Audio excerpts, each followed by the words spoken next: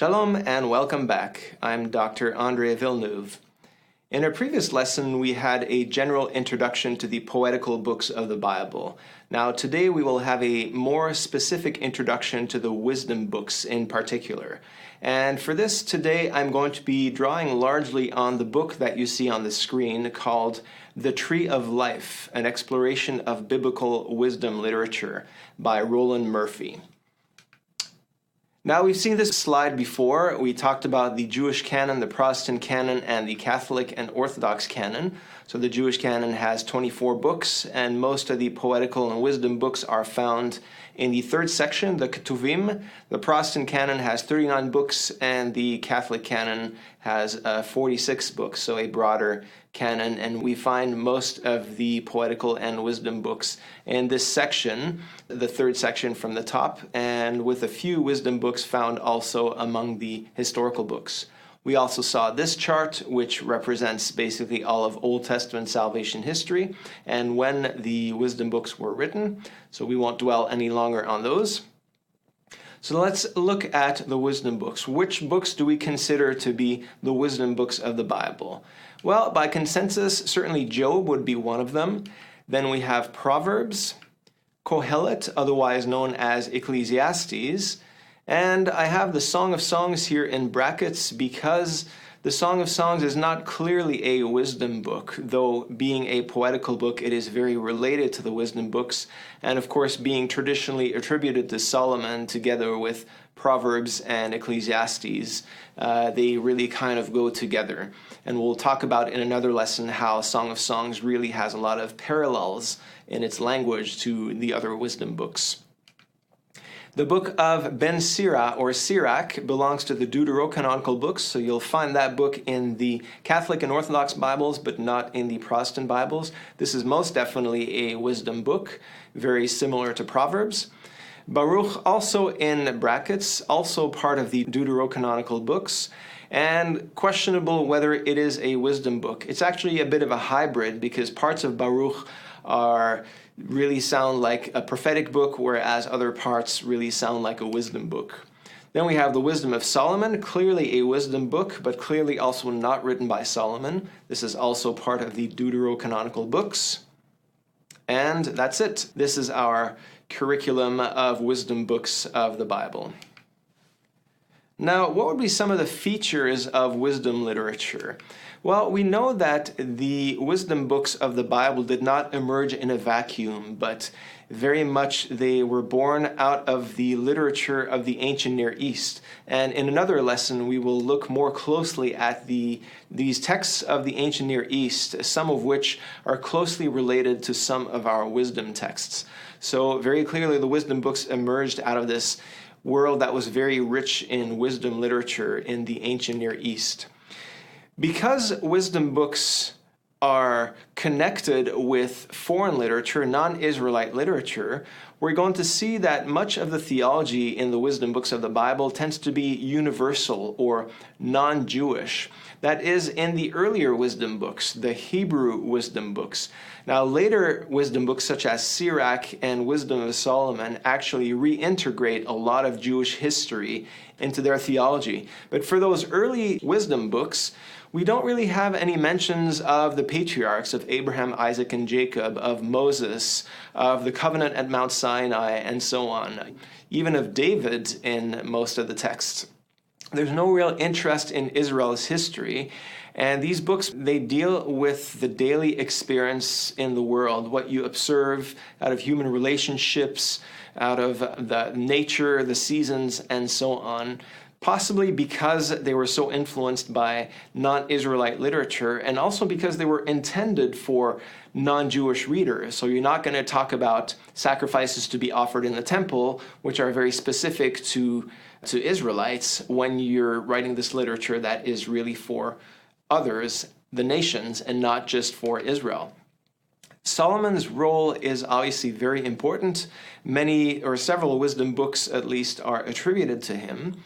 And we know that Solomon was quite connected with Egypt and the wisdom tradition of Egypt. We also remember from the book of Kings that Solomon married Pharaoh's daughter, the first of many women, and that perhaps points to some literary connection. He had some important alliances with the daughters of many foreign nations. So this may have played a part in how the wisdom literature of those nations influenced the Solomonic wisdom literature. This is a verse that we know from 1 Kings chapter 4 that tells us that God gave Solomon wisdom and understanding beyond measure, and largeness of mind like the sand on the seashore, so that Solomon's wisdom surpassed the wisdom of all the people of the East and all the wisdom of Egypt. So the biblical author clearly here wants to show how Solomon is compared with the wisdom of other nations, and he even surpassed it, being renowned among all the nations. So who are the sages? As we will see when we look at the individual books, many scholars question whether Solomon actually wrote the books attributed to him. Almost everybody would say, well, yes, even if Solomon did author them, there was a lengthy editing process. So who are the sages who are responsible for compiling and editing these books? The truth is, we know very little about them. They're often associated with royalty and with teaching. Possibly the king had a court of wise men who surrounded him. And so the setting of wisdom is a bit obscure. We know more than likely wisdom was passed down in the family, in the home and in the family. This is even more than likely. It's virtually certain that the home was this primary setting for the teaching of wisdom from father to son, from mother to daughter, and so on. So this original site, this original locus of wisdom teaching within the home and the family. Then we also know that wisdom was transmitted orally, at least at first, and for many generations and centuries. So we don't know exactly when it came to be written down. So possibly much of it originates with Solomon, but possibly he did not physically write down the Proverbs. Were there any court or temple schools?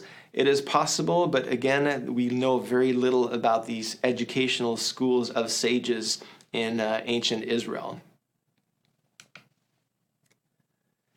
Language and literary forms. Now, we've already talked about some of these in our introduction to the poetical books of the Bible. We talked about parallelisms, synonymous parallelisms, antithetical parallelisms, and also synthetic parallelisms, so we don't need to go back to those.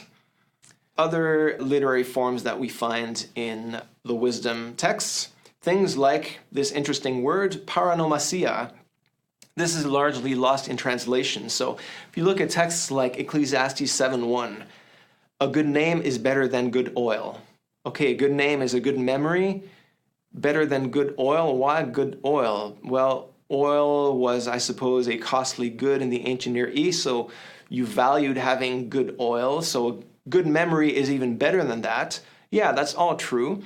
But why oil and why not gold or silver? Well, the truth is, the Hebrew says, Tov Shem Mishemen Tov.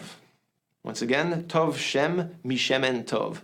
So you can see there's an echo here. It's type of a pun in Hebrew. So name is Shem, oil is Shemen. So basically this pun, Tov Shem, a good name, is better than Shemen Tov, good oil. That would be a paranomasia.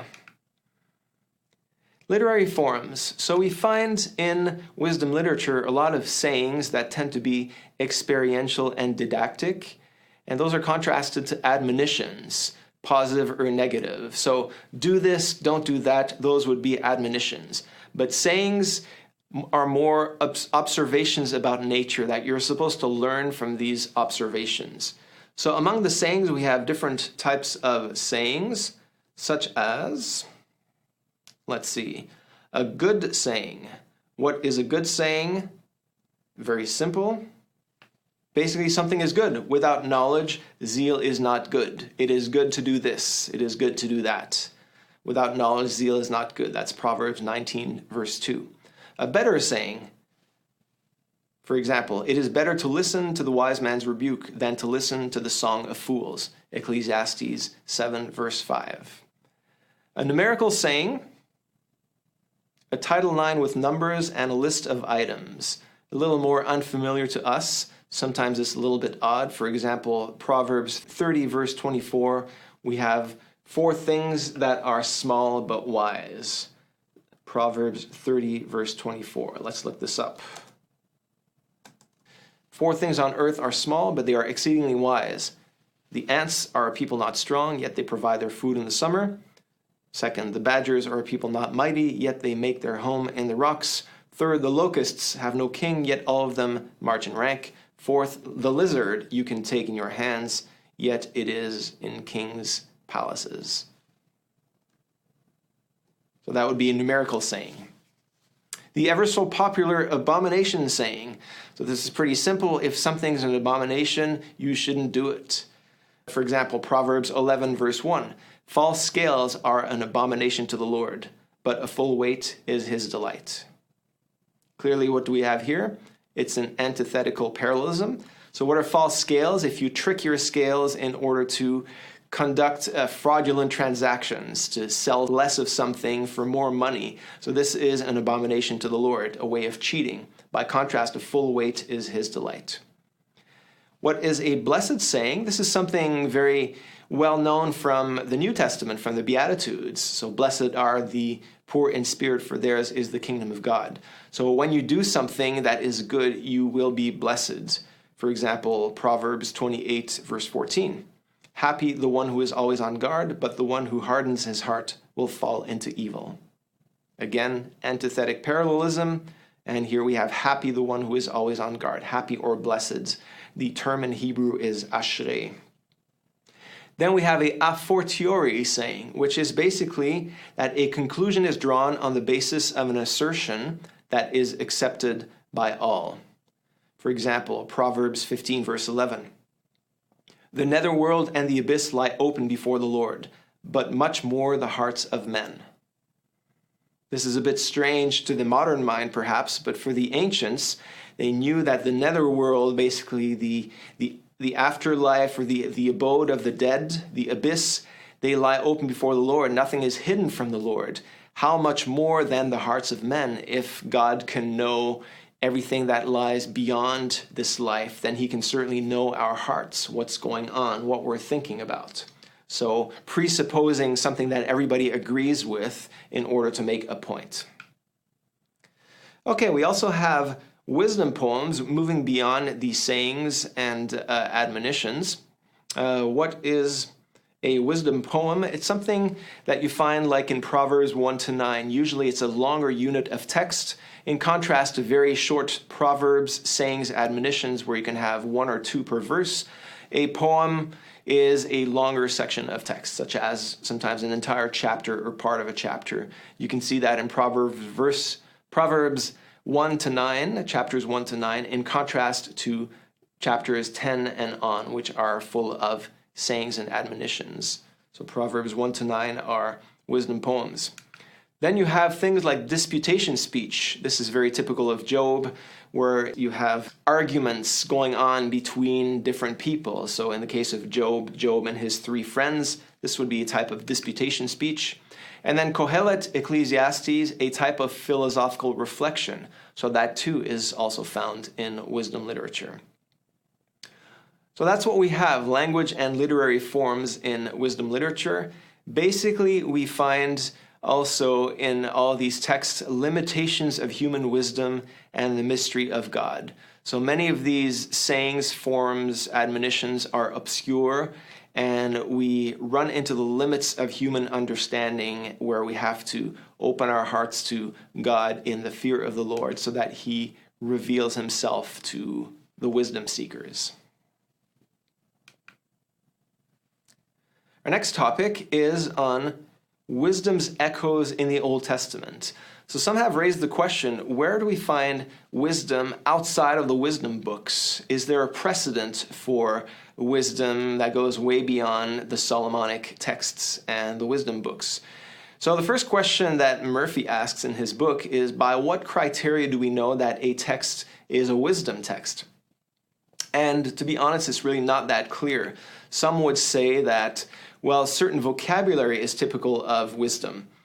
When you contrast the wise and the fool, riches, poverty, diligence, in contrast to slackness and so on, perhaps vocabulary would be a criteria. Some would say literary forms, so sayings and admonitions, as we just mentioned, that would be typical of wisdom books. Others would say content, such as the very important concept of retribution. So what is retribution? This is found in especially the book of Deuteronomy, but really all throughout the Bible. Deuteronomy basically says, follow God's commandments and God will bless you. Disobey God's commandments and you will be cursed. You might say God will curse you, but really you're cursing yourself by straying away from God's law and God's commandments. In Eastern terms, you might call that simply karma. Basically, what you sow, you will reap. And retribution we see expressed in the Pentateuch, emphasized by the prophets, and also throughout wisdom literature. So are these really infallible criteria for what constitutes a wisdom text? Probably not, but maybe a good place to start. The very first place where we find wisdom in the Bible, some have said, well, it's right in the very beginning. So in the Garden of Eden, you see many sapiential motifs, such as this mysterious forbidden tree of the knowledge of good and evil. So isn't this very closely connected to wisdom, trying to find knowledge, to know good and evil? We see the serpent and his shrewdness, or his apparent wisdom. Adam, who appears as a sage, not a very successful one because he didn't waste any time before violating God's commandment. The discussion of the four rivers of Eden, we're going to see wisdom literature often referring to wisdom as a fount of life. And we see this sage, Adam, who is trying to answer the origin of sin throughout this Genesis story with these sapiential and mythical motifs. Of course, we also have the tree of life, which is true wisdom versus the false wisdom of the tree of knowledge and evil. So wisdom motifs in the Garden of Eden. Where else in Genesis do we find wisdom motifs? How about the story of Joseph? All of the concluding chapters of the book of Genesis.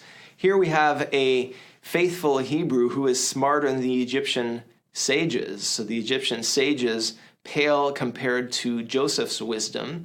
He gives solid advice. He's falsely accused of adultery, but he's also morally irreproachable. He's finally called by Pharaoh a man who is intelligent and wise. And so this story of Joseph illustrates the rise of this wise courtier, of this sage in the Egyptian court, designed as a didactic wisdom story. And through his wisdom, he's able to save not just the Egyptians, but also his own brothers who come to Egypt and are saved from this famine that was ravaging Canaan and the entire Middle East. So we see definitely some wisdom motifs in the story of Joseph.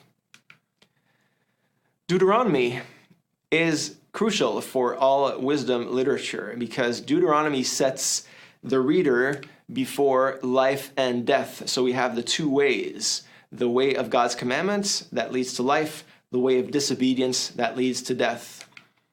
Deuteronomy exhorts the reader to fear the Lord, always have this great fear and reverence of the Lord, of not wanting to offend him and not wanting to violate his commandments. And Deuteronomy gives us many legal stipulations, which are essentially this way of life. And in chapter 28, we're told that the Lord sets before us blessings and curses, and therefore choose life so that it may go well with you and your descendants in the land that God promised you.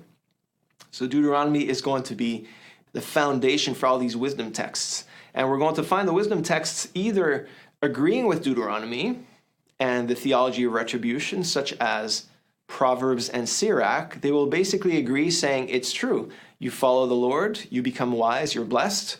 You disobey the Lord, you become foolish and you're cursed. Whereas we're going to find some books that have a big problem with the theology of retribution, such as Job. Hey, I was faithful, I didn't sin, and look at how much I'm suffering. And then Ecclesiastes. Well, I tried everything and I'm kind of blasé and I'm skeptical about it all. Everything is vanity of vanities and chasing the wind. So we're going to see a big crisis in this theology of retribution in both Job and Ecclesiastes. We find wisdom's echoes in the prophets as well. So every prophet exhorts the Israelites to follow the ways of the Lord. Wisdom is found in God's commandments. And in a few of the Psalms, some of the Psalms are considered to be wisdom Psalms, such as Psalms 1, 32, 34, and so on. So especially those that set the reader before the two ways, following God's commandments, seeking wisdom, and so on. Finally, we have some traces of wisdom motifs in the Song of Songs, because much of the wisdom literature portrays the seeking and finding of wisdom as seeking and finding a beautiful, beloved woman. And so we see this motif of finding wisdom as finding a good wife. In other words, wisdom is not only keeping and following God's commandments, but it's also a divine courtship. It's flirting, it's courting this beautiful woman who will give us much love, embrace, and many benefits in loving us back. So those are wisdom's echoes in the Old Testament. There you go. Finding wisdom is compared with finding a good wife. Wisdom themes and theology. Now, wisdom is all about understanding reality, and this involves daily experience and history. So the sages draw upon human experience, but their lessons are not unhistorical, even though, as we said, the sages don't particularly draw from Israel's salvation history. They certainly draw upon human experience. And what is human experience but learning from history, right? Learning from history in order not to make the same mistakes over and over again. So we see this dynamic relationship between humans and their environment. So there's an appreciation for the autonomy of created things, but this is not secularism. What do we mean by that? Well, in the wisdom books, we hardly ever hear, "Thus says the Lord," or "the Lord told me," right? We're not talking about divine revelation like the tablets at Mount Sinai when God spoke to Moses or God spoke to the prophets directly, and the prophets were relaying God's voice and God's message. In the wisdom books, we're looking more like we're observing creation, and there's a certain autonomy in creation. Even if God is not speaking directly, we kind of see God's work and we see God's purpose within creation, within the seasons, within the natural law, within human relationships, within the human family. So this is not secularism. God is certainly behind all of this world, but God does not speak as directly as he does in other books of the Bible. So some speak of a type of creation theology where there is no real separation between the world and the Creator. Rather, you find the Creator within the created world. This means that we're going to search for a certain order in creation. And in another lesson, we're going to talk about this concept of Ma'at. In Egypt, the Egyptians had this idea that this Ma'at was this order that basically regulated the world. And some would say this was an early form of the natural law, that there are certain things that you just know intuitively by observing the world. You don't kill people, you don't steal from people, you tell the truth, you shouldn't lie. Things that you don't exactly need a voice from heaven to speak to you and give you commandments on tablets of stone, right? So the Egyptians believed in this inherent order in creation that they called Ma'at. And they also believed in the theology of retribution, your idea of karma, that if you do good, you're going to be rewarded. If you do evil, you're going to be punished. So there's a great connection between wisdom and creation.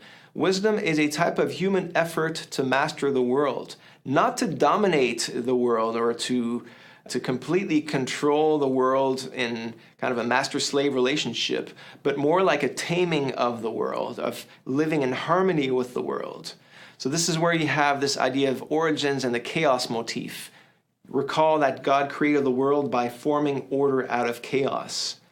So when you follow wisdom, you're basically collaborating with God and bringing order in the world. You're contributing to God in creating and recreating the world. When you seek foolishness, by contrast, you're bringing the world back to chaos. You're undoing creation. You're decreating God's work. So those are the stakes of wisdom. It's a question of life and death, of creation and decreation. For this reason, the world is a showcase for divine activity, and we are the main players in this world. Wisdom and the faith of Israel. Is wisdom then a valid expression of Israel's faith, since God does not speak so explicitly in wisdom? Well, you're going to say, easy answer. We have all these wisdoms that are part of the Old Testament now. So clearly, yes, the wisdom books are a valid expression of Israel's faith. But we can contrast or see maybe a certain natural theology in the wisdom books versus salvation history. So whereas in the law and the prophets, we see God revealing himself, speaking through history, in the wisdom books, we see a discovery of this natural theology that is inherent in the created order. In other words, wisdom literature provides a biblical model for understanding divine revelation apart from this historical mode of salvation history in which it is usually cast. And this is why wisdom is so relevant not just to Israel, but also to foreign pagan nations. Now, how are we going to approach these wisdom books? Well, there are all kinds of ways to approach them. One of them is simply following the order of the books as found in the canon. So the Jewish canon is different from the Christian canon. If you're going to follow the Jewish canon, this would be the order in which you approach the wisdom books. Proverbs, which many would say is the quintessential wisdom book, followed by Job, Song of Songs, Ruth, Lamentations, Ecclesiastes, and Esther. Not all of them are always considered to be wisdom books, such as Lamentations or Ruth or Esther. If you want to follow the Christian canonical order, you would follow this order: Job, Proverbs, Ecclesiastes, Song of Songs. And if you're reading a Catholic Bible, you follow with Wisdom of Solomon, Sirach, and Baruch. Of course, many ways are possible. Another way of approaching the wisdom books, approaching them chronologically. Now, this is rendered difficult by the fact that we don't know exactly when most of the wisdom books were written. So it's a bit hit and miss. But more or less, if you're going to follow the traditional view of authorship, you might say that Job may be the earliest wisdom book. Jewish tradition attributes Job to Moses, very interestingly. So certainly Job appears to be set at the time of the patriarchs. Then you would have the books attributed to Solomon, including the Song of Songs, Proverbs, and Ecclesiastes. And the rabbis have speculated that while Song of Songs was written by Solomon in his youth when he was busy with romantic affairs, and then when he became mature, he wrote the book of Proverbs when he was wise and mature. And after he had his 700 wives and 300 concubines, he became a bit disillusioned and perhaps cynical with the world. And this is when he wrote Ecclesiastes in his old age. Interesting theory. Then we go to the wisdom books of the Apocrypha or Deuterocanonical books. And this would include Sirach, the only wisdom book of which we know more or less exactly when it was written, around 180 BC. The books of Baruch and Wisdom of Solomon, probably 1st century BC. So you might approach the wisdom books in that order. A very interesting way of approaching three of the wisdom books is through this mystical path. So Origen suggested that you should read the books in this order, following the various stages of the spiritual life. So the spiritual masters have said that you have three major stages of the spiritual life: the purgative, illuminative, and unitive. So Proverbs teaches us about the purgative way of life. And here I have a quote that explains this. This is taken from Murphy's book, The Tree of Life. So Solomon wrote his three books, Proverbs, Ecclesiastes, and the Canticle, in order to instruct mankind in the three stages of the spiritual life. Proverbs taught men how to live virtuously in the world and was meant for beginners. So what's this purgative way of life? You want to purge your life from everything that's sinful, from your bad ways of living. You want to turn away from foolishness to wisdom. You want to basically clean up your act. That's the first stage of the spiritual life. The second stage, Ecclesiastes taught them to despise the things of the world as vain and fleeting, and was meant for proficientes, those who are making progress. So once you've cleaned up your act by following the advice in Proverbs, you need to go beyond that and detach yourself from the world. And that's what Ecclesiastes does. Vanity of vanities, all is vanities. And so to make progress, to come into the illuminative stage of the spiritual life, you want to detach and purify your loves and love God above all and not love all these things of the world, which are vanity. And then the canticle told initiates of the love of God. So the third stage, the unitive, where actually come into union with God, is taught by the Song of Songs. These 3 grades it was held had their parallels in the schools of philosophy, where the student began with ethics, went on to physics, and then to logic. So that's one way of approaching those 3 wisdom books. Another way of approaching them, following Catholic philosopher Peter Kreeft, he refers to these 3 books, Ecclesiastes, Job, and the Song of Songs, as pointing to 3 philosophies of life, or the 3 states in the afterlife. So he sees Ecclesiastes as pointing to the meaninglessness and boredom of a total lack of faith that ultimately leads to hell, to eternal ultimate separation from God. He sees Job, the sufferings of Job, as purgatorial sufferings that ultimately teach us hope on how to overcome, to be patient in suffering, this suffering that purifies us and cleanses us to prepare us for our ultimate destination. And finally, the Song of Songs, teaching us love and pointing to this ultimate destination of heaven. So much for our introduction to the wisdom books. We'll see you next time. God bless.